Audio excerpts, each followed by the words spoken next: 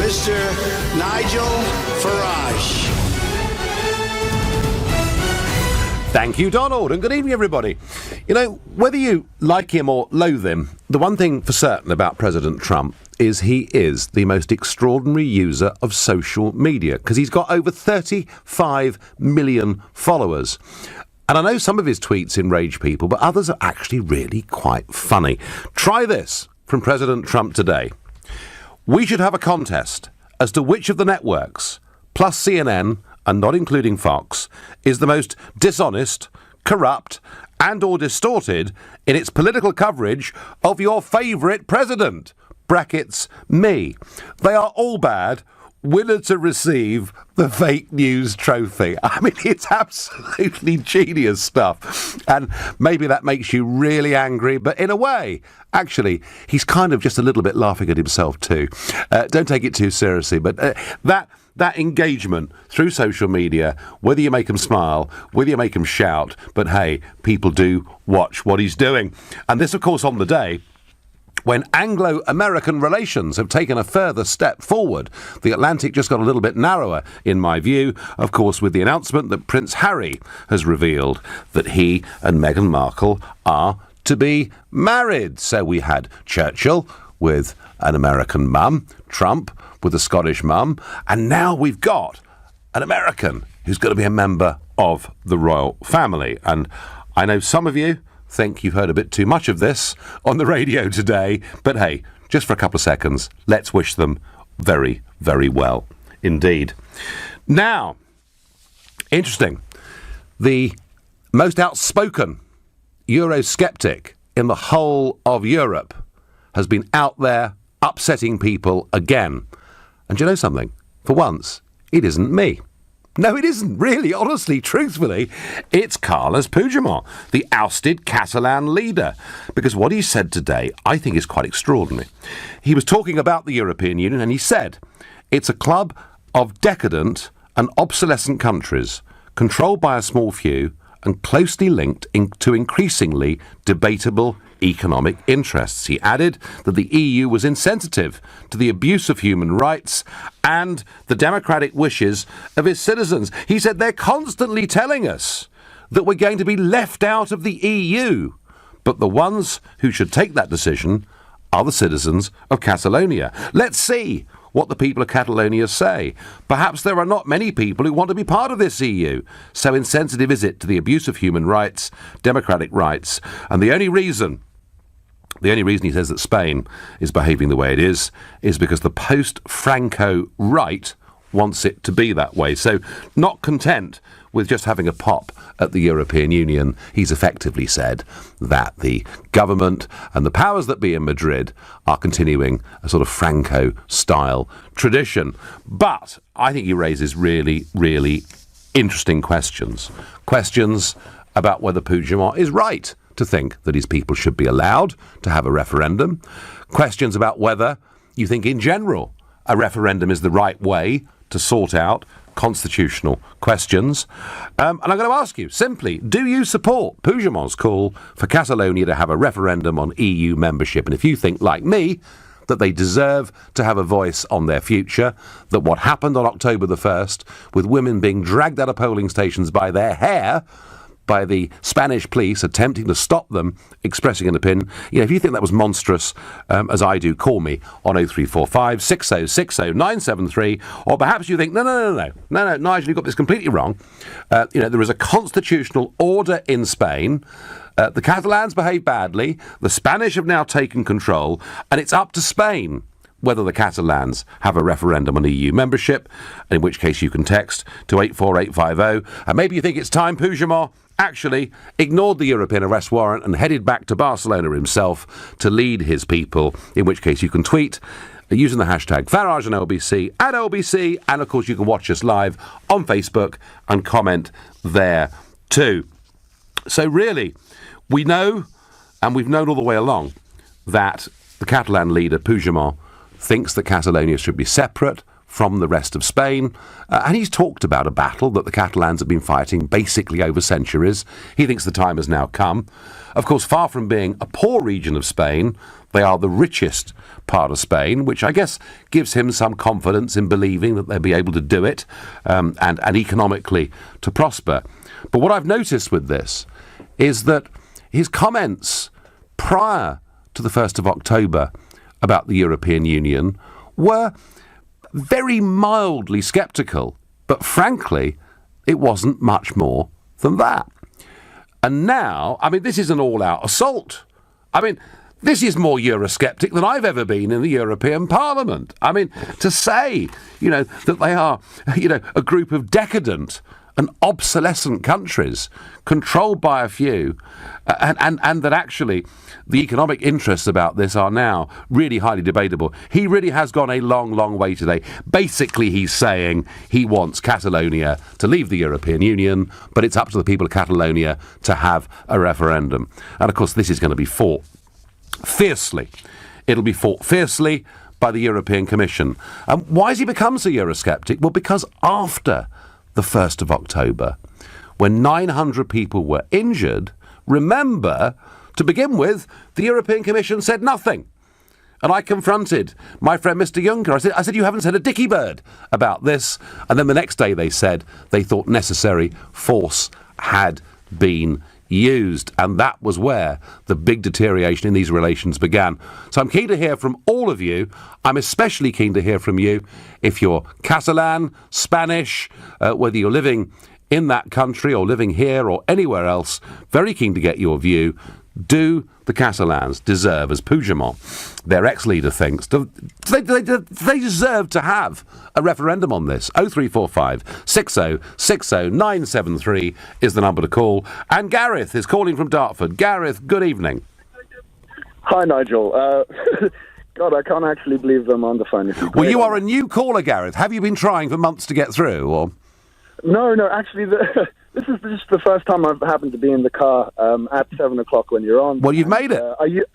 I usually listen to you on YouTube. I've been listening to the show quite quite nervous. Not rabidly, avidly, hopefully. That was the one I was going for. That's all right. So, I mean, as you know, Gareth, if you're a regular listener, I've been covering this story almost before it was a story because I thought there was something very significant going on. Even I can scarcely believe the kind of language that Puigdemont is now using about Brussels. Yeah, I don't know much about Puigdemont, but for me, it's mainly about sort of how in Europe we're seeing this now tendency towards European people wanting to leave the European Union. I mean, you've got the Polish who are vastly nationalistic now, and I think they're thinking hard about it. The French, they had a big movement with Marine Le Pen in the past, and I think Kurt Wilders as well was ardent opponent as well. Well, yeah, I mean, Gareth, ardent opponents, but not in a majority position. No, obviously not. But I think the European Union needs to at least acknowledge the fact that there is this sort of sentiment being espoused by these countries, and maybe giving them the choice now would be a good way to maybe appease these voices for one, and just maybe give a dog a bone for once.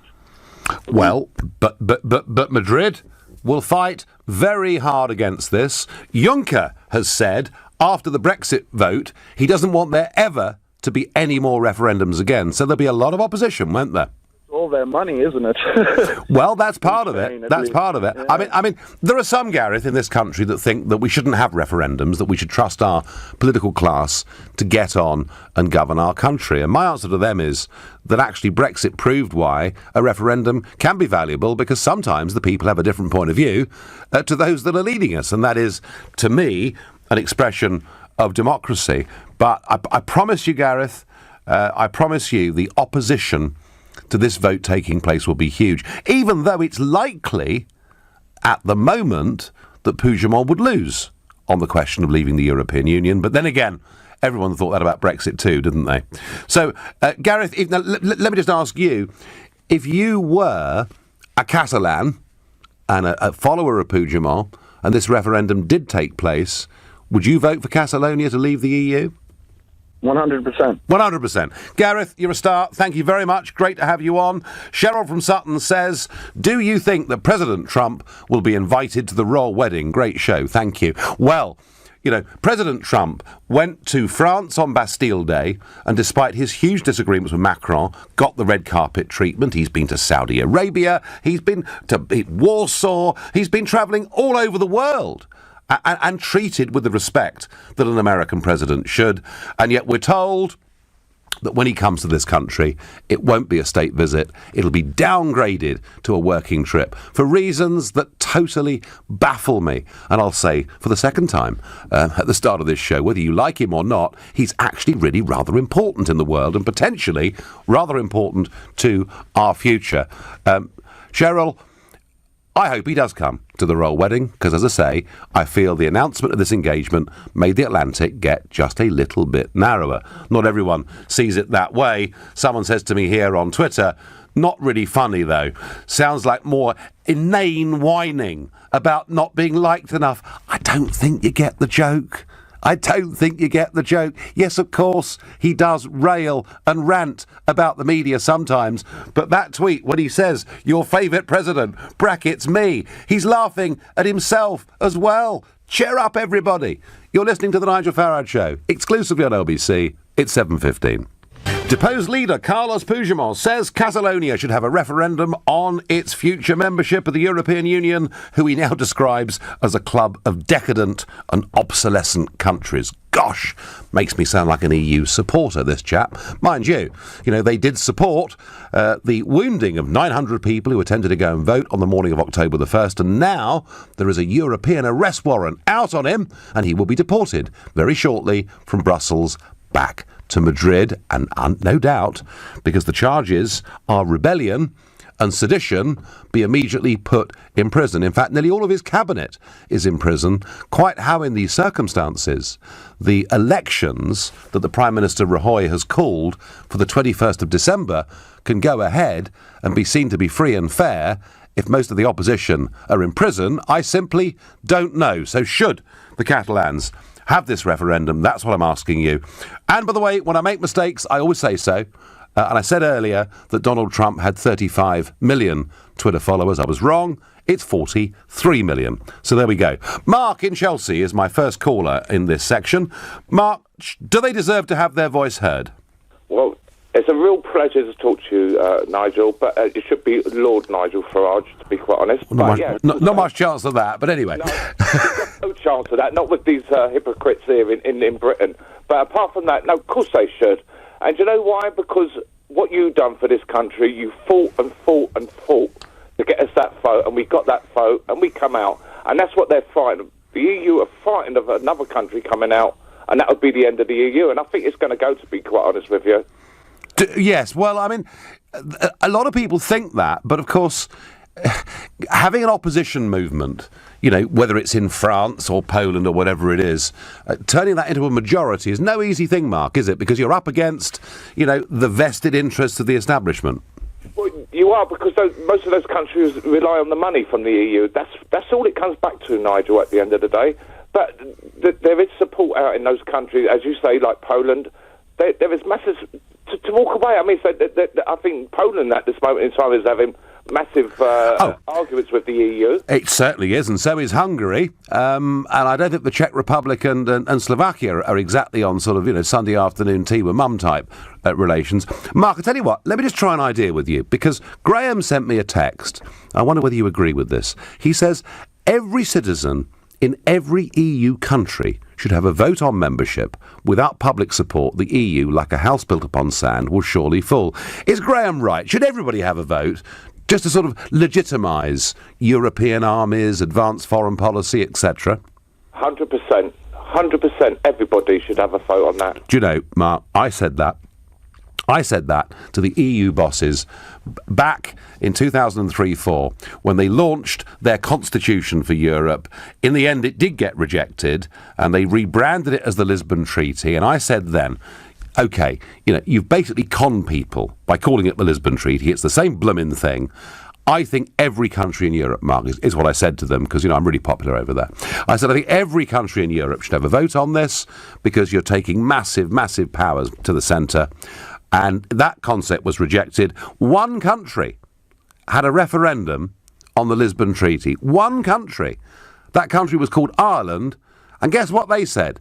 They said no, so they were forced to vote again. So, Mark, I think you, Graham, many others, I think we have reached a point in this where actually I think either the project is legitimised or, frankly, it'll break apart, but probably in very unpleasant circumstances. Mark, I thank you very much indeed for your call. Jim says, well, surely, as Catalonia is still a part of Spain, they surely need independence first. Jim, that is absolutely logical, but actually, one supersedes the other, doesn't it? Because if they did vote to leave the European Union in a referendum, they would be voting to leave both, and maybe, they have both of those questions on the same ballot paper on the same day. I don't know, but effectively, Spain is, as a government, utterly committed to European Union membership, and the EU have said if Catalonia separates from Spain, that they'll be kicked out of the European Union. And effectively what Puigdemont's saying is bring it on. So constitutionally, I get the order of what you're saying. But I think the truth of it is, Jim, that everybody is going to do their damnedest to deny them a referendum. I suspect Carlos Puigdemont is going to be calling for referendums maybe for the next 1, 2, 3 years. And he certainly isn't going to get back into power in these elections on December the 21st if he's in prison, is he? Steve is a new caller from Harlow. Good evening, Steve. Good evening, Nigel. So, has Puigdemont got this right? I mean, he was really quite abusive about the European Union, wasn't he? Yes, sure. Yes, I believe he has got this right. But, yes, I think they should have a vote and they should have a referendum, without a doubt. But what I liked about Puigdemont, and I just want to touch on a subject that actually never gets touched on, is that Puigdemont was in talks about backing their currency with cryptocurrency. He did hint at that, Steve. You're absolutely right. Yeah. But what I want to talk about, Nigel, now I've actually got you on a phone call, which is really interesting for me, is because I always want to talk about, I call it the elephant in the room. Mm-hmm. And that is the creation of our debt-based currency. The fact that we print debt rather than printing from a value-based currency, i.e. when we had the gold standard. So... Yeah, Steve, we're going off. I mean, look, I can tell this interests you as a subject, and it is actually worthy, of an hour's debate, maybe a 2-hour debate one day on this subject. All I would say to you is this, Steve, you're right in that we do have fiat currency and we do have governments creating money. But equally, when we had the gold standard and when we had money that was fixed directly to gold, equally, our currencies were fixed against the currencies of our neighbours and our trading partners and competitors. And in some ways, that meant being in the gold standard was as bad in some cases as being in the euro. So, Steve, I'm going to let you go on that point because it's a subject for another day. But what is fascinating is the rise of cryptocurrencies. Just look at the value of Bitcoin and look at the fact that central banks are now beginning to recognise Bitcoin as not being something from the extreme margins, but now being a recognised, valid means of exchange. There may be major monetary changes to come throughout the world. Perhaps they've started already. I'm looking for people to tell me that actually it's up to the Spanish to say whether the Catalans have a referendum of any kind at all, because so far you all seem to think that Puigdemont is right. Or maybe Andreas takes a different view on Facebook. That doesn't make sense. There's no way they'll get independence. And if they ever should do, they would automatically be out of the EU too. Well, yeah, Andreas, this is the odd one, isn't it? If they voted to leave Spain, they've left the European Union anyway. So it wouldn't really matter almost what the referendum was on. The question is, should they have a referendum or not? I've got more of this. The whole of Europe deserves an in-out referendum, not just Catalonia. So quite a few people beginning to agree with that point of view, that actually the entire European project needs to be legitimised, because nobody has ever voted for the sheer extent of powers that are currently in the hands of my friend Mr Juncker and that lovely Mr Barnier, who seems to like us just so much, doesn't he? Sam is calling from Poplar. Good evening, Sam. Good evening, Nigel. So, should this be a Madrid decision, ultimately, whether they have a vote, or should the Catalans just be able to do it?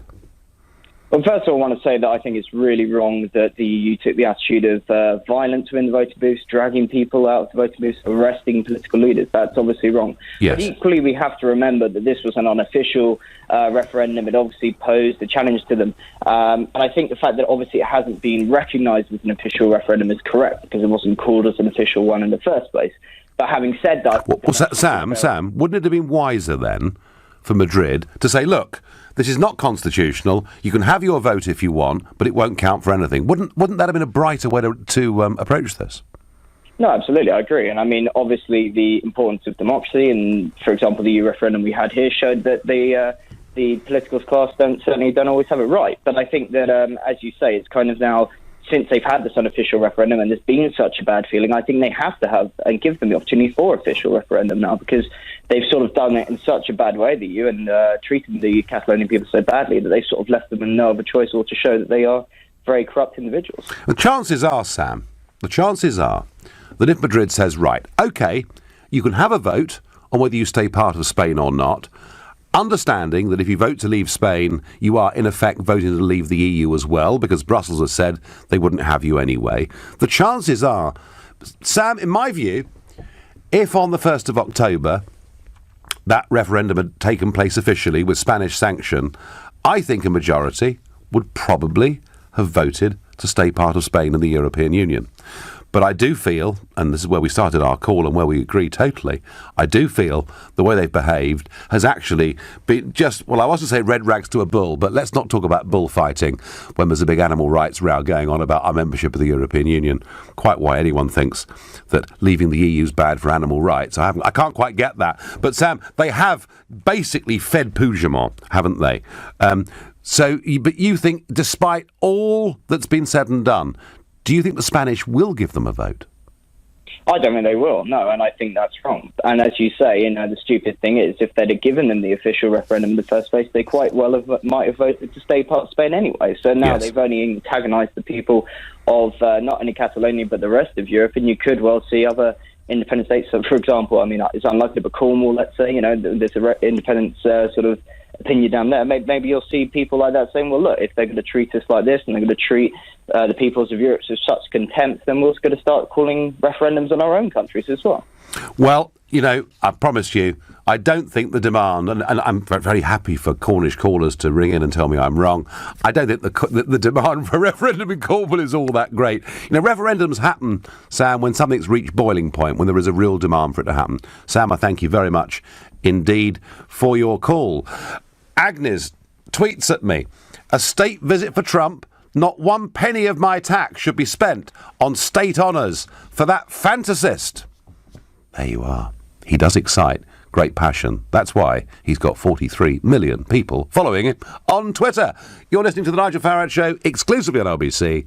It's 7:30, and as Carlos Puigdemont goes mega Eurosceptic and says the Catalans should have a vote on leaving the European Union, I'm asking you whether actually the Catalans should be given that vote, or whether indeed it should be Spain's decision.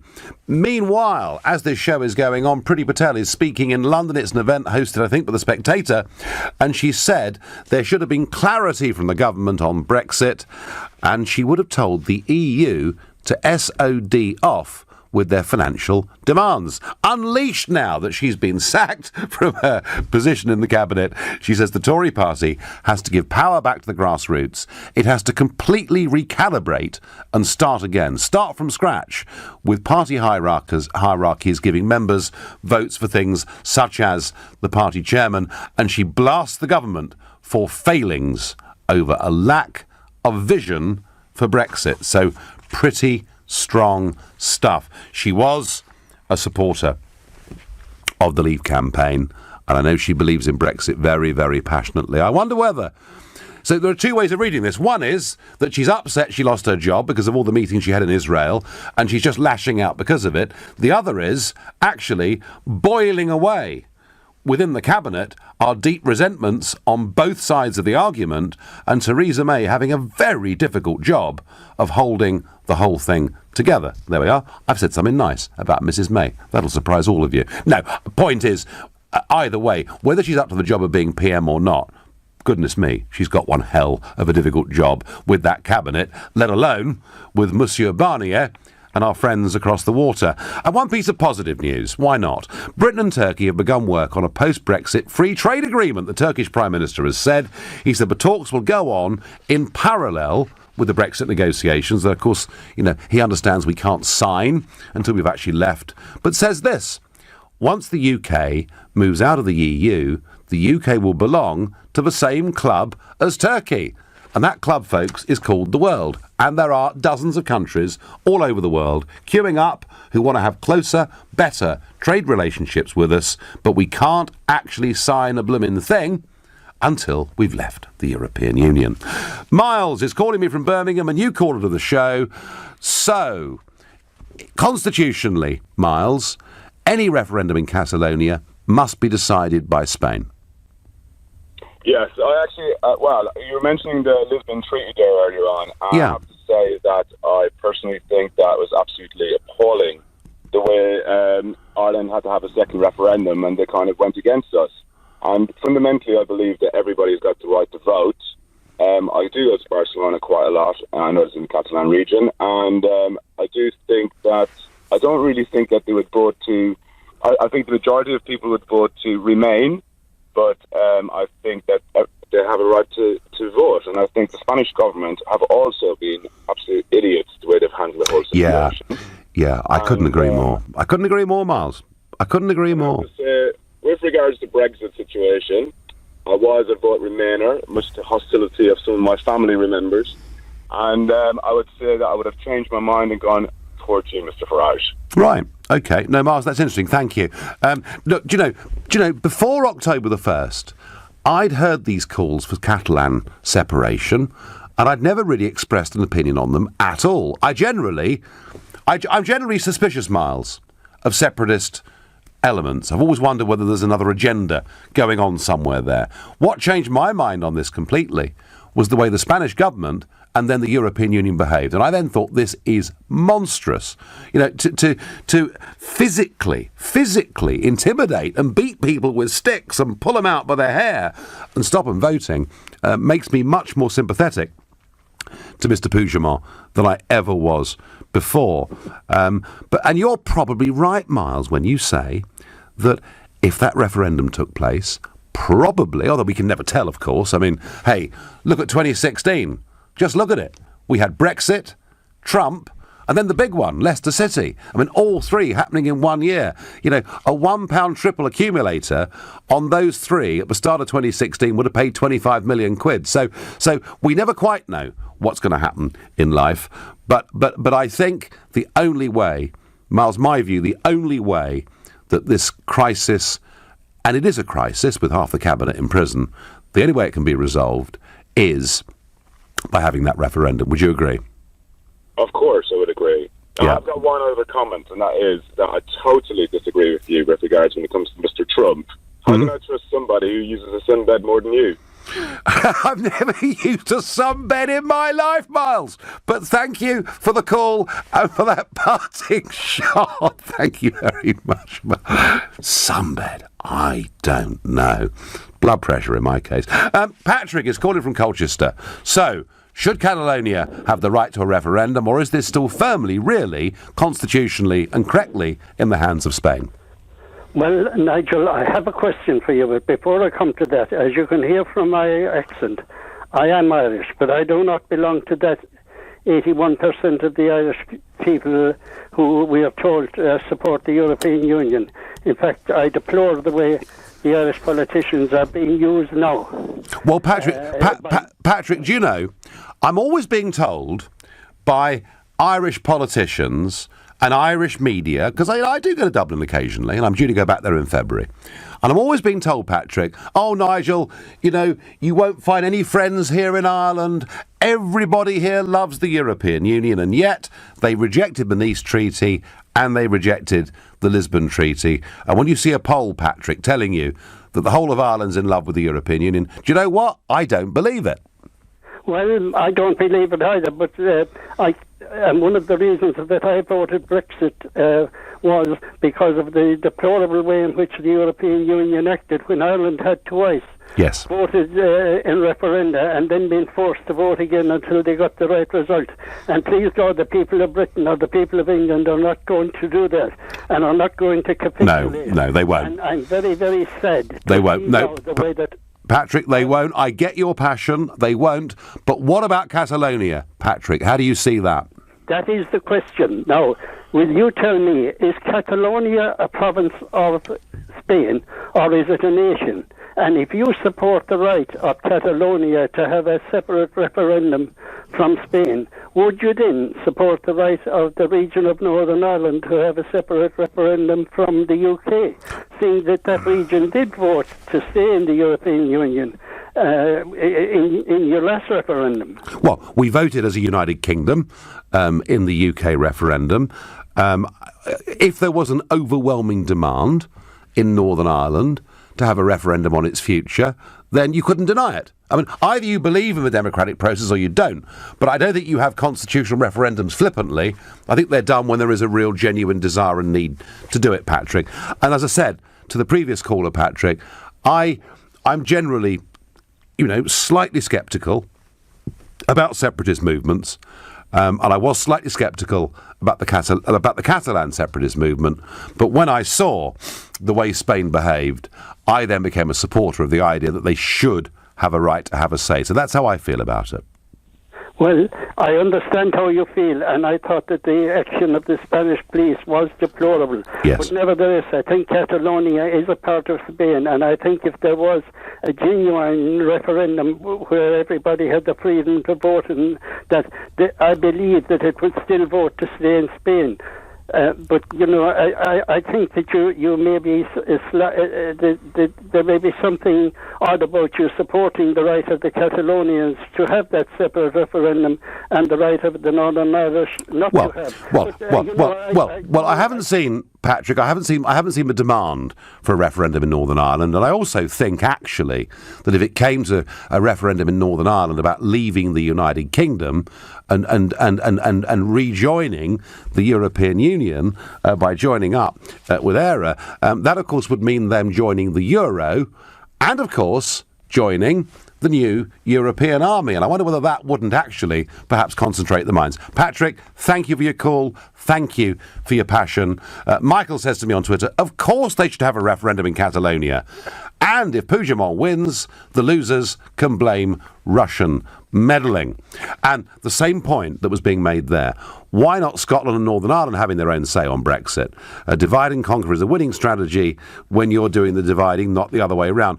Well, look, Mattia, the point is that Scotland did have a referendum in 2014, and even the SNP's call for another referendum have gone really rather silent. The Scots would not vote to join the Euro in a referendum. It simply wouldn't happen.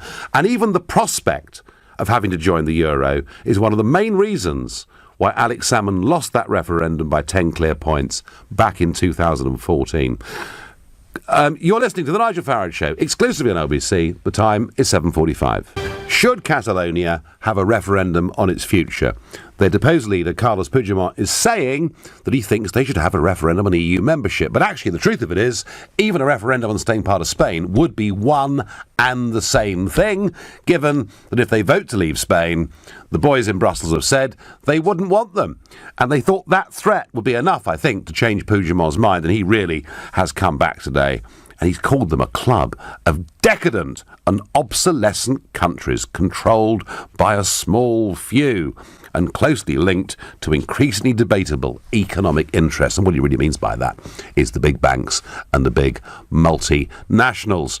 I'm looking for people to tell me, and I'm struggling to find people to tell me. I'm getting a few comments through now where people asking me whether, if I think now Catalonia should have its say, whether Northern Ireland and Scotland should have its say. But I'm struggling to find people now in sympathy with the Spanish government over this. And that's really interesting, because we started talking on this show about Catalonia really well before most other people did. It's a theme we've talked about. I think it really matters because it gets to the heart of what is a nation, to whether a referendum is the right way of sorting these things out, and indeed to what the future of the European Union is. And I've said before that if Catalonia were to vote to leave, that would make Brexit look like a Sunday afternoon picnic as far as Mr Juncker and the others are concerned. But I sense in the last 2 months, since we started to debate this, sympathy for Spain is waning. But if you do still have sympathy for Spain, if you think Puigdemont perhaps has behaved very badly,